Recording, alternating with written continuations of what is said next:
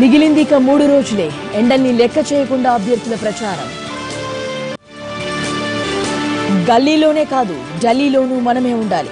TRS గెలిస్తేనే అధికార వికేంద్రీకరణ జరుగుతుందన్న కేటీఆర్. దేశ ప్రయోజనాల కోసమే నోట్ల రద్దు. రాజకీయ దురుద్దేశం లేదన్న ప్రధాని మోడీ. కుక్కర్ కాదని గిఫ్ట్ బాక్స్ కేటాయించిన ఈసీ. దినకరన్ కు తప్పని ఎన్నికల గుర్తు కష్టాలు. సన్ రైజర్స్ ను చిత్తు చేసిన ముంబై 40 పరుగుల తేడాతో విజయం.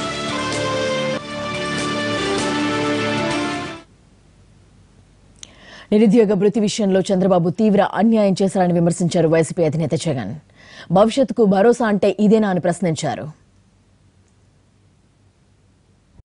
నిరుద్యోగ భృతి ప్రతి ఇంటికి ఉద్యోగం ఇస్తానన్నాడు, ప్రతి ఇంటికి ఉపాధి ఇస్తానన్నాడు. ఈ రెండు ఇవ్వకపోతే నెల 2,000 ఇస్తానన్నాడు. అక్షరాల రాష్ట్రంలో 1,70,00,000 ఇళ్లు ఉన్నాయి. ప్రతి కుటుంబానికి 5 సంవత్సరాలంటే 60 నెలలు. 60 నెలలు ఇంటూ 2,000 అంటే 1,20,000 రూపాయలు ప్రతి ఇంటికి బాకీ పడి ఎగరగొట్టాడు. ఇచ్చిందంతా చూస్తే ఎన్నికలు వచ్చేసరికి 3 నెలల ముందు 1,70,00,000 ఇళ్లను తగ్గించి 3 లక్షలకు తీసుకొచ్చేశాడు. 2,000 కాస్త 1,000 ఇచ్చాడు. అంటే 1,20,000 రూపాయలు ఇవ్వాల్సిన ఈ పెద్ద మనిషి ఇచ్చింది 3,000. అది 3 లక్షల మందికి, 1,70,00,000 మందికి ఇవ్వాల్సిన చోట చేసి మళ్ళీ ఈ పెద్ద మనిషి ఏమంటాడు, నన్ను గుర్తుపెట్టుకోండి, మీకు బ్రహ్మాండంగా నేను చేశాను, మీ జీవితాలకు నేను భరోసా. ఏమంటాడు పదం ఏంది, మీ భవిష్యత్తుకు నా భరోసా అంటాడు. ఇది ఏమన్నా భవిష్యత్తుకు భరోసానేనా? ఇది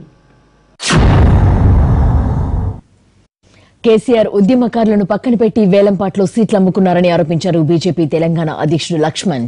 టీఆర్ఎస్ అంటే తెలంగాణ రోగాల సమితి, తెలంగాణ రోత పార్టీ, తెలంగాణ రాక్షస పార్టీ అని విమర్శించారు. టీఆర్ఎస్ దేశానికి ఆదర్శమని చెబుతున్న కేసీఆర్ దేనిలో ఆదర్శం? ఫిరాయింపుల్లోనా, అవినీతిలోనా, కుటుంబ పాలనలోనా, ప్రజాస్వామ్యాన్ని అపహాస్యం చేయడంలోనా అని ప్రశ్నించారు లక్ష్మణ్. పార్లమెంటు సీట్లను అమ్మకానికి పెట్టిన మీరు, ఉద్యమకాలను విస్మరించి మీరు తెలంగాణ రాష్ట్ర సమితి కాదు. ఇవాళ మీది తెలంగాణ రాక్షస సమితి, తెలంగాణ రోత సమితి. టీఆర్ఎస్ అంటే తెలంగాణ రోగాల సమితి. వాళ్ళ ఇంటి రోగాలతో కూడుకున్న పార్టీ మమ్మల్ని జూటా పార్టీ అంటూ 2 పార్లమెంట్ సభ్యులున్నా మొక్కవని ధైర్యంతో పనిచేసి వాళ్ళ 286 స్థానాల్లో గెలిచిన పార్టీ భారతీయ జనతా పార్టీ. సికింద్రాబాద్ లోక్సభ నియోజకవర్గం పరిధిలో కేటీఆర్ రోడ్ షోలు నిర్వహిస్తున్నారు. కాంగ్రెస్, బీజేపీలే లక్ష్యంగా ఘాటు విమర్శలు సంధిస్తున్నారు. తనదైన శైలిలో అభ్యర్థుల తరపున ప్రచారం నిర్వహిస్తున్నారు. మధ్యలో పిట్టకథలతో ప్రజలను ఆకట్టుకుంటున్నారు. 3 నెలల కిందటనే మీరు బ్రహ్మాండంగా ఒక కోడెద్దు కొల్లాగ లాంటి గోపీనాథ్ మొన్ననే గెలిపిస్తుంది. ఇప్పుడు మళ్ళొక జోడెద్దును నలిగిస్తారా? లేకపోతే మీరు ఒకసారి ఆలోచించండి.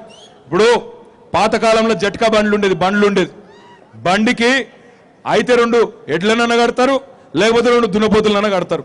ఇప్పుడు ఇక్కడ మంచి కోడెద్దును కడితిరి, మరి ఇటు కూడా జోడెద్దును కట్టాలి. కానీ మళ్ళీ దున్నపోతుకు అవకాశం ఇస్తే లాభమైంది. ఉగాది రోజు టీడీపీ మేనిఫెస్టో విడుదల చేసింది. రైతులపై స్పెషల్ ఫోకస్ పెట్టింది. అన్నదాతలందరికీ ఉచిత పంటల బీమా వర్తింపజేస్తామని, పగటిపూటే 12 గంటల ఉచిత విద్యుత్ ఇస్తామని ప్రకటించారు చంద్రబాబు. రైతులు, కౌలు రైతులకు అన్నదాత సుఖీభవ ఇస్తామని హామీ ఇచ్చారు. భవిష్యత్తులో హార్టికల్చర్, మైక్రో ఇరిగేషన్ పెంచుతామన్నారు. ఆక్వాకల్చర్ రైతులకు కూడా రాయితీలు ఇస్తామని హామీ ఇచ్చారు. 5,000 కోట్ల రూపాయలతో ధరల స్థిరీకరణ నిధిని ఏర్పాటు చేస్తామని తెలిపారు.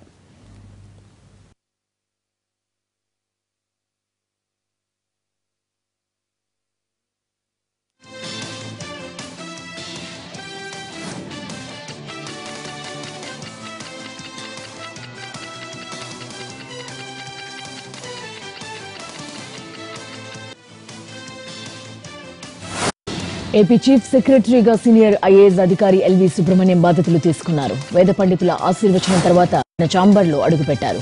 ఎల్వి సుబ్రహ్మణ్యంకు ప్రభుత్వ అధికారులు అభినందనలు తెలిపారు. బాధ్యతలు స్వీకరించడానికి ముందు దుర్గమ్మను సందర్శించుకున్నారు ఆయన. ఆలయ పండితులు వేద ఆశీర్వచనం పలికి సుబ్రహ్మణ్యం దంపతులకు తీర్థ ప్రసాదాలను అందజేశారు.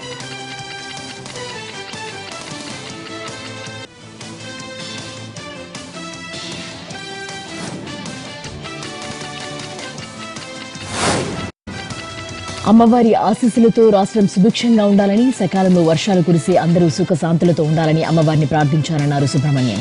ఎన్నికల కమిషన్ సూచనలు ఆచరించడం తన ప్రథమ కర్తవ్యమని, ఒక సలహాదారుడిగా ప్రభుత్వానికి చేదోడు వాదోడుగా ఉంటూ తన బాధ్యత నిర్వహిస్తానన్నారు. మరోవైపు ఏపీ సీఎస్ బదిలీపై తెలంగాణ కాంగ్రెస్ తీవ్రంగా స్పందించింది. ఈసీ మోదీకి తాబేదారుగా వ్యవహరిస్తున్నట్లు కనిపిస్తుందని ఆరోపించింది.